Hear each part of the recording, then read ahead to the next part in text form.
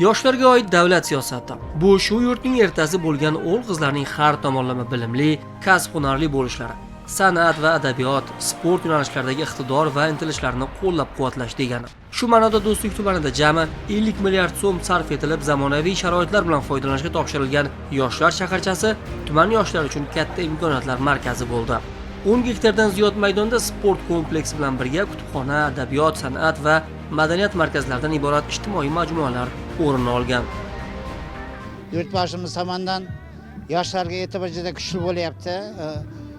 Mana guvohi bo'lib turibsizlar, Do'stlik tumanida yoshlar shaharchasi qurilib bitkazib berdi. Kitobxona, kompyuter, shular orqasida mana sportchilar uchun ham katta bir ochiq maydonlar hamda zamon talabiga javob beradigan sport majmuasi qurilib bitildi. Birinchi o'chirda yurtboshimizga Do'stlik tumani xalqi nomidan o'z minnatdorchiligimni bildiraman. Albatta yurtboshimizning har bir chiqargan qarorlarini tumanimiz hokimi Shavkat To'rayevich 100% har bitta sohaga e'tibor bilan qaror kelyapti. Mana yoshlarimiz bo'sh vaqtini mazmunli o'tkazish uchun ochiq sport maydonlari qurib bitildi.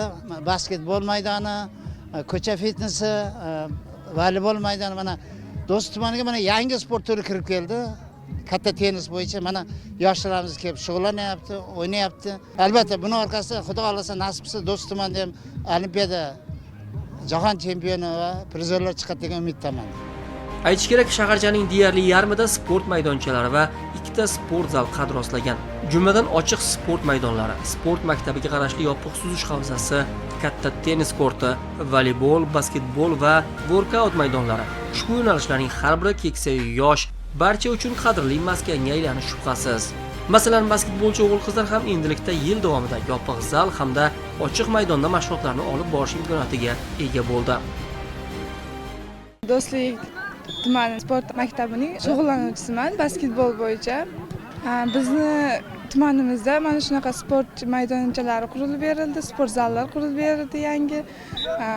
Biz 16 yoshlilar o'rtasida Navoiy shahrida bo'lib o'tgan Jizzax jamoasida o'yin o'ynab 3-o'rinni egallaganmiz respublikada. Qizlar jamoasida bolalarimiz ham o'z natijalarini ko'rsatib, respublikada a'lo o'rinlarda olib kelmoqda. 16 yoshlilar, 17, eng uzoq 12 yoshlilar ham bor, kichkina yoshlilarimiz ham bor. Hammamiz birgalikda shug'ullanib, natijalarni olib kelmoqdamiz. O'zi ichkari zallarda shug'ullanib yurardik. Endi maydonchalar qurilib berildi. Yozda ham endi bemalol trenirovkalar qilsak bo'ladi. Katta o'yingoh atrofida yugurish yo'lagi ham tashkil etilgan. Bu tuman markazidagi Chinobod, G'afur G'ulom, Sanoatchilar, Mevazor va Alisher Navoiy mahallalaridagi aholi tonggi sayrlarda ishtirok etishlari qolaversa, sport bilan bemalol kelib shug'ullanishlariga imkon beradi.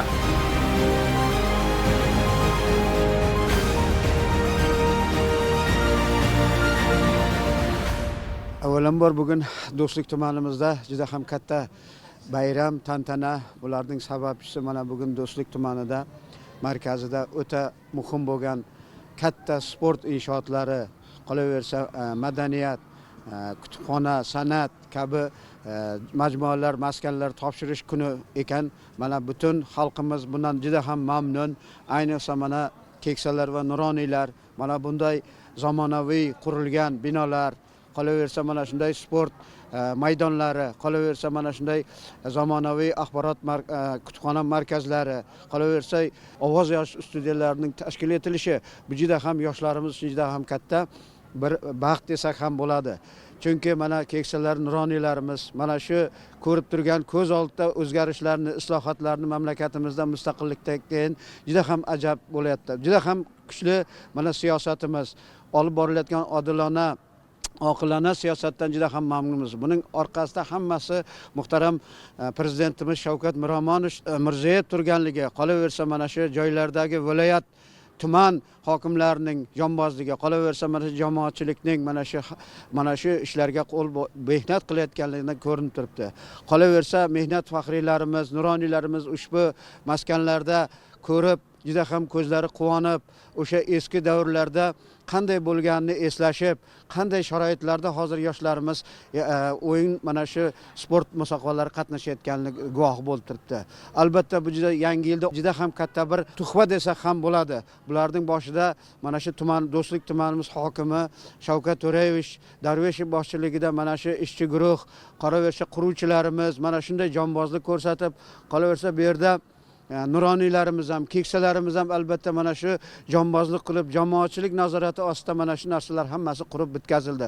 Albatta bu musobaqalarimizda faqatgina futbol, boks va boshqa eng zamonaviy mana tennis korti qurilishi bu juda ham keksalar uchun ham, o'rta yoshlar uchun ham, yoshlar ham juda ham mamnun bo'lyapti. Mana shu yerga kelib, qolaversa mana shu workout maydonchalari qurilganligi, basketbol maydonchasi qurilganligi, voleybol maydonchalari qurilganligi juda ham mamnuniyat bilan qabul qilib olmoqdamiz. Bugun mana katta tantanada butun xalqimiz Do'stlik tumani bilan olqishlab, mana shu majmualarni, maskanlarni qabul qilib olmoqdamiz. Albatta buning uchun muhtaram prezidentimizga, albatta o'zimizni chin dildan minnatdorchiligimizni bildiramiz. Bu esa nevaralarimiz, farzandlarimiz uchun albatta kelajakda yaxshi xizmat qilib, o'sha yerdan Olimpiya chempionlari, Osiyo chempionlari, jahon chempionlari chiqadi degan umiddamiz.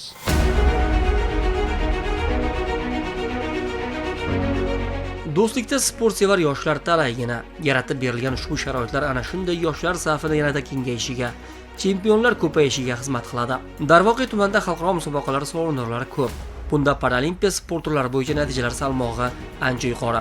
Birgina o'tgan 2025-yilda tuman sportchilar respublika va xalqaro musobaqalarda asosan dzyudo, basketbol, kurash, suv polosi, paravelosport, parafutbol, parastol tennisi va karate yo'nalishlarida 54 ta medal jamg'arishga erishdilar.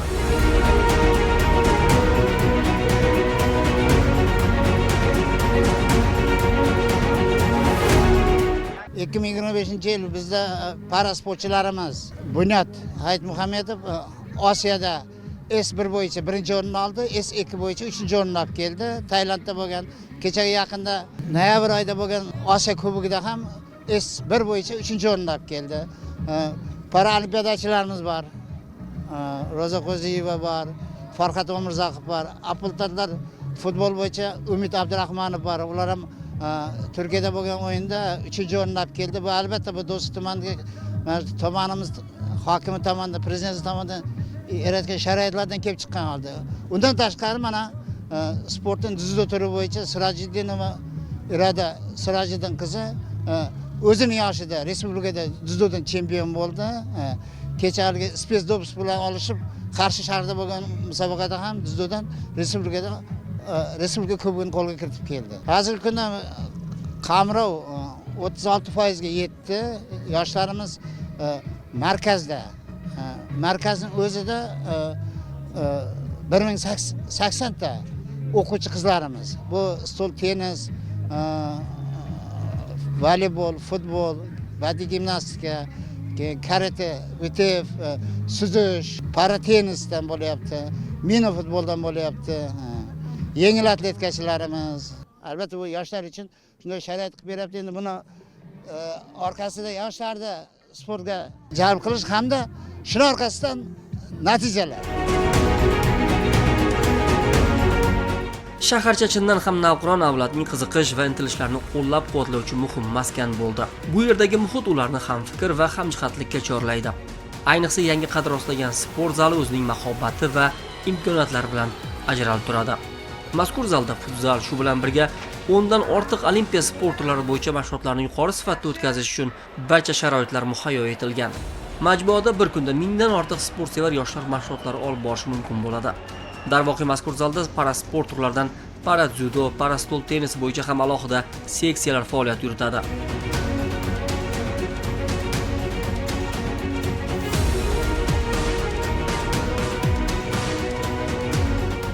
Stol tennis sporti bilan shug'ullanaman 1 yildan beri. Ko'plab musobaqalarda qatnashdim, faxrli o'rinlarni oldim. Oldin eski zalimiz kichikroq edi. Prezident tashabbusi bilan yangi zallar qurilib, mana yangi kompleksda mashg'ulot olib boryapmiz. Menimcha hammaga yoqayotgan bo'lsa kerak. Sharoitlar yaxshi, zo'r. 5 tacha stol tennisimiz bor. Yana o'quvchilarimiz 30-40 tadan oshiq, kichkinalar, kattalar ertalab obeddan keyin darsdan bo'sh paytlarda kelib shug'ullanishi mumkin bemalol hamma xohlaganicha. Parastol tennisi bo'yicha bu yoqda ko'plab o'quvchilar bor. Yaqinda 1 yil ichida bir 5 nafar o'quvchimiz O'zbekiston chempionlari bo'ldi. Masalan, Shohruh, Nilufar shu kabi o'quvchilar yaqinda O'zbekiston chempionati bor. Shunga tayyorgarlik ko'ryapmiz. Darsdan bo'sh vaqtlarimda shunga tayyorgarlik ko'ryapmiz. Xudo xohlasa yaxshi natijalarga erishishga harakat qilaman. Bu yoqda ko'plab sport turlari mavjud. Voleybol, basketbol, boks, kurash, karate. Ko'plab o'quvchilari bor. Ko'plab yutuqlarga erishgan, yaxshi natijalarga erishgan o'quvchilar juda ham ko'p. 2026-yilimiz hammaga yaxshi kelsin, hamma yaxshi natijalarga erishsin. Sportchilarimiz yaxshi yutuqlarga erishib, O'zbekiston bayroqlarini yuqoriga ko'tarish nasib qilsin. Yangi sport majmuasining ochilish marosimi katta sport bayramiga aylandi. Prezident tashabbusi bilan sohaga berilayotgan e'tibor natijasida aholi o'rtasida sog'lom turmush tarzi shakllanib, xalqaro musobaqalarda chempionlar safi ortib borayotgani e'tirof etildi. O'z oldiga buyuk maqsadlar qo'ygan xalq faqat sog'lom va baquvvat bo'lgan taqdirdagina ko'zlagan marralarga erisha oladi. El yurtning sog'lom bo'lishi, ulkan ishlarga qodir bo'lish desa, hech shubhasiz jismoniy tarbiya va sportning ahamiyati beqiyosdir. Bugun biz dunyoga ochiq, ijtimoiy va iqtisodiy rivojlangan davlat, yangi O'zbekistonni barpo etish bo'yicha o'z oldimizga katta maqsadlarni qo'ymoqdamiz. Darhaqiqat, davlatimiz rahbari ta'kidlagandek, sport yoshlar hayotida nafaqat jismoniy tarbiya vositasi, balki ma'naviy kamolot, iroda va g'alabaga ishonch maktabiga aylanmoqda. Sport bilan shug'ullanayotgan yosh avlod sog'lom fikrlaydi, mustahkam irodaga ega bo'ladi. Vatanga sadoqat va mas'uliyat hissini chuqur anglaydi. Qiymati 50 milliard so'mdan ziyod bo'lgan mazkur sizdan biz turgan mana shu loyiha bunyodkorlik, mehr va ishonch ramzidir. Bu shaharcha nafaqat yangi binolar majmuasi, balki yangi dunyoqarash, yangi tafakkur va yangi imkoniyatlar maskanidir. Bu shaharcha hurmatli prezidentimiz tomonidan Do'stlik tumani yoshlariga bildirilgan katta ishonch va sizni bizga 2026-yilda oldimizda yuksak sovg'adir. Tadbir davomida hududda sport targ'ibotida faol bo'lganlar, shuningdek, xalqaro musobaqalarda yuqori natijalarni qo'lga kiritgan yoshlar taqdirlandi.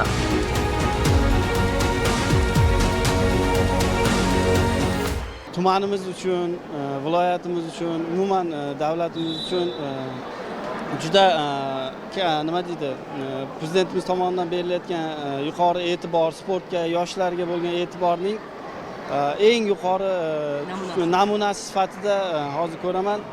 Tumanimizda yaratilgan bu sharoitlarni ko'rib juda ham xursand bo'ldim. Kelajakda yoshlar ichida juda ko'p chempionlar yetishib chiqishiga sabab bo'ladi. Yoshlarimiz jismonan sog'lom, barkamol avlod bo'lib yetishishida juda zo'r, ajoyib sharoit bu. Para futbol sport turi bilan qatnashaman. Bu yil amputantlar futbolida ikkita xalqaro musobaqa bo'ldi. Birinchisi Daka shahrida o'tkazilgan 4 yilda bir o'tkaziladigan Osiyo chempionatida birinchi o'rinni oldik. Ikkinchisi mana yaqinda Indoneziyaning Jakarta shahrida o'tkazilgan Osiyo kubogida, Jahon chempionati saralash Osiyo kubogida ikkinchi o'rinni olib, Jahon chempionati keyingi yil o'tkaziladigan Lotin Amerikasidagi Jahon chempionatiga yo'llanmani oldik. Hozirda tayyorgarliklar rejalashtirilgan tartibda mashg'ulotlar o'tkazilmoqda. Xalqaro musobaqalarimiz bor.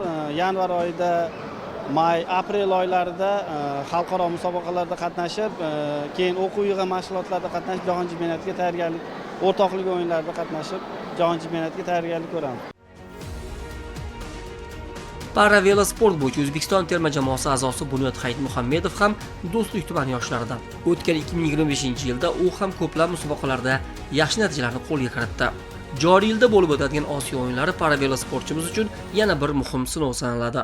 2025-yil ham o'z nihoyasiga yetdi. Bu yil menga juda ham esda qolarli yil bo'ldi. Bunga sabab juda ko'p musobaqalarda qatnashdik. Osiyo chempionatlar, Osiyo o'yinlarida va jahon chempionatlarida qatnashdik. 2025-yil fevral oyida Tailand davlatida velosipedning shasse yo'nalishi bo'yicha musobaqa bo'lib o'tdi. Unda Sibir toifasida yakkalik bahsda birinchi o'rinni qo'lga kiritdim va o'z natijamni yangilab qo'ydim.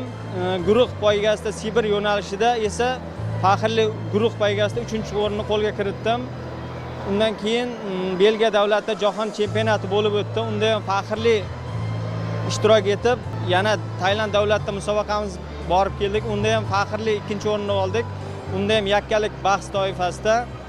Xudo xolasa 2026-yilga rejalarimiz Osiyo o'yinlari Yaponiyada bo'lib o'tadi. Shunga hozirgi kunda Chimyonda o'quv yig'in mashg'ulotda muntazam ishtirok etib bormoqdamiz. Bugungi kunda Do'stlik tumanida yosh sportchilarga, umuman yoshlarga bo'lgan e'tibor juda ham katta. Nafaqat Do'stlik tumanida, yurtimiz bo'ylab bu juda ham keng amalga oshmoqda. Bunga sabab prezidentimizning bunga sportga bergan e'tiborlar deb o'ylaymiz. Bunda yurtboshimizga minnatdorchiligimizni bildirib qolamiz. Mana ko'rib turganingizdek, tumanimizda ham yangidan yangi zamonaviy sport inshootlari qad rostlayapti. Buni ko'rib juda ham xursand bo'ldik. Paravelo sportni ham shu tumanimizda rivojlantirish niyatimiz bor. Hozircha sportchi emas, sport tashlagandan keyin o'zim shu tumanga hissamni qo'shib, o'zimga o'xshagan imkoniyat cheklanganlarni sportchi bo'lib yetkazib, davlat bayrog'ini yanada balandroq ko'tarish. Ta'kidlaganimizdek, yangi majmua asosan futzalga ixtisoslashgan bo'lib, bu yerda milliy chempionat bahslarini qolaversa, xalqaro musobaqalarni o'tkazish imkoniyati bor.